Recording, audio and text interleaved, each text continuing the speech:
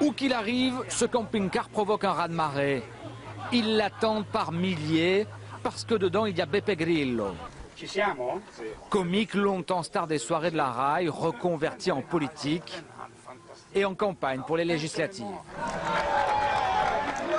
Il fait le tour du pays pour présenter ses candidats avec un message simple: les politiques sont tous pourris. On les renvoie tous. Tous les politiques se sont discrédités. Et il faut les remplacer par ce qu'il appelle des gens normaux. Il y a des médecins, des commerçants, des agriculteurs. Et ça fonctionne car aujourd'hui le mouvement de Beppe Grillo est considéré comme la 4e force politique d'Italie. Il aura des élus au Parlement. Ici on en a marre des politiciens italiens qui nous ont chouré de l'argent et nous ont volé plein les poches. Évidemment, Beppe Grillo fait penser au Coluche, candidat au présidentiel en 81, sauf que lui affirme qu'il ira jusqu'au bout. Coluche incarnait seul sa candidature. Là, ça vient d'en bas. Il y a des millions et des millions de gens qui veulent en être. Moi, en économie, j'ai plus confiance en une mère de famille qui élève 3 enfants que dans le premier de tous les ministres.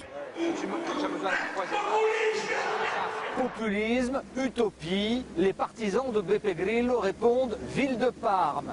200 000 habitants, l'un des principaux pôles économiques d'Italie, et depuis les municipales du printemps dernier, une cité dirigée par l'un des leurs. Federico Pizzarotti, 39 ans, l'élu témoin de Beppe Grillo. La bicyclette comme voiture de fonction est là pour montrer le changement. Ça donne l'exemple qu'à Parme, on peut rouler à vélo. Anti-système aussi, comme quand il regrette que son bureau ait des allures de palais de la République. J'aurais préféré un bureau plus petit. Federico Pizzarotti applique la méthode Beppe Grillo. La démocratie directe. Les réunions de citoyens pour gérer la ville. Évidemment plus simple pour régler le tout venant que pour boucher le trou d'1 milliard d'euros laissé par l'équipe précédente. Il faudrait interdire le centre-ville aux grosses voitures. C'est vrai qu'on évoque des choses banales. Les gens me demandent pourquoi, par exemple, il n'y a pas assez de bancs publics en ville. D'ailleurs, lors des événements officiels, comme cette inauguration d'hôpital, le maire a du mal à prendre sa place derrière un ministre et tout le gratin économique de la ville de Parme.